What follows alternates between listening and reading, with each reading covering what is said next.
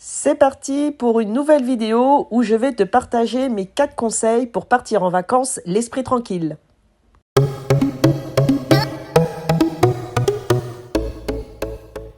Coucou et bienvenue sur ma chaîne YouTube Ma Bullet Box. C'est une chaîne dédiée aux mamans solo salariées qui se lancent dans l'entrepreneuriat. Mais avant d'aller plus loin, abonne-toi pour ne pas rater mes prochaines vidéos. Comment partir en vacances l'esprit tranquille, sereinement, version salarié. Ça fait un petit moment que tu as posé tes vacances, je crois que c'était peut-être au mois de mars ou au mois d'avril, voire au mois de juin, enfin peut-être pas au mois de juin, mais les voilà, elles arrivent, dans moins d'un mois, tu vas pouvoir partir en vacances. Mais partir en vacances, c'est prévoir. Et prévoir, c'est quoi faire? Qu'est-ce que tu dois faire? Bien sûr, tu ne boucleras pas tous tes dossiers avant de partir en vacances, donc no panique, trie-les en dossiers urgents et en dossiers peut attendre. Pour ça, aide-toi de la matrice d'Eisenhower. Je suis sûre que tu connais la matrice d'Eisenhower, mais au cas où, je te refais une petite présentation.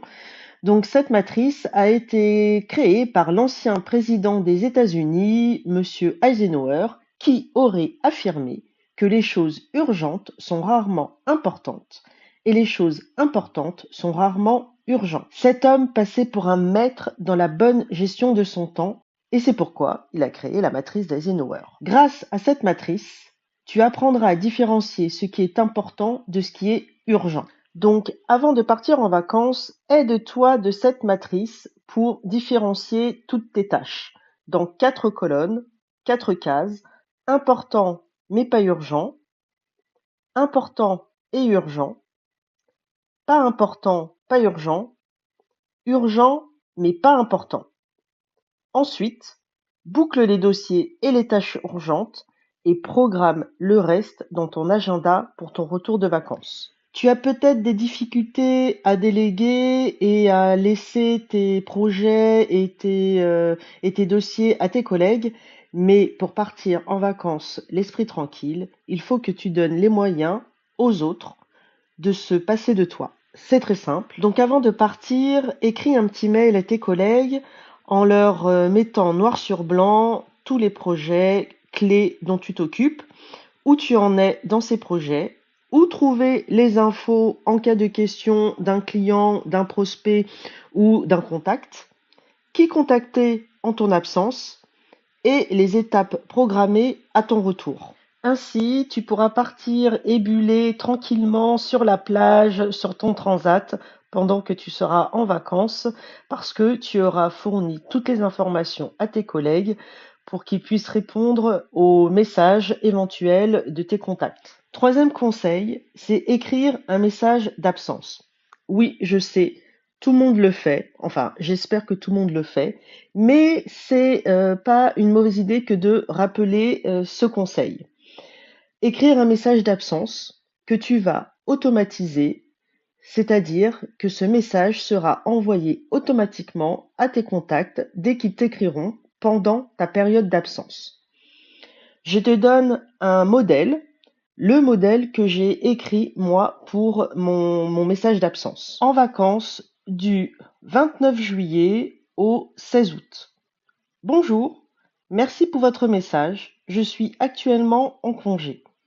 Je prendrai connaissance de votre email à mon retour, prévu le 19 août. En cas d'urgence, vous pouvez contacter un tel jusqu'au 5 août et un tel jusqu'au 9 août.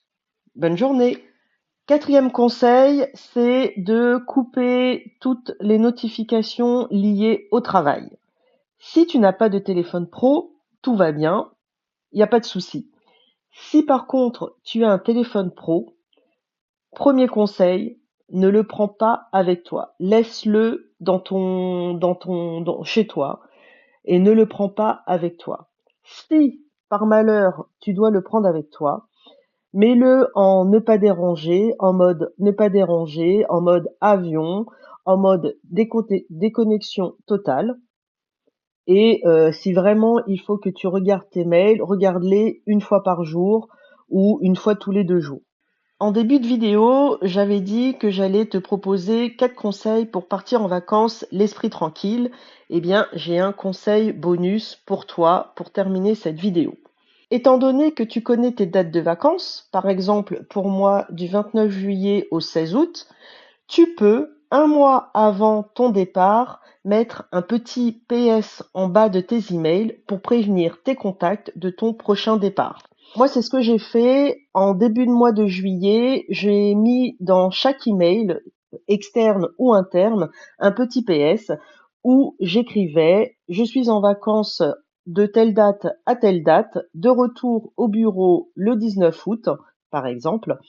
Je les ai mis dans mes emails pour prévenir mes contacts que je partais en vacances prochainement. Ça permet aux collègues et à mes contacts de se poser des questions et de se dire: de quoi ai-je besoin de demander à Vini avant qu'elle parte en vacances. Et voilà, ma vidéo est maintenant terminée. J'espère que ces 4 conseils plus mon bonus t'ont été utiles. N'hésite pas à me laisser un commentaire dans la section commentaires, ça me fera très plaisir de te lire. Like ma vidéo si elle t'a été utile et abonne-toi à ma chaîne pour ne pas rater mes prochaines vidéos. À bientôt!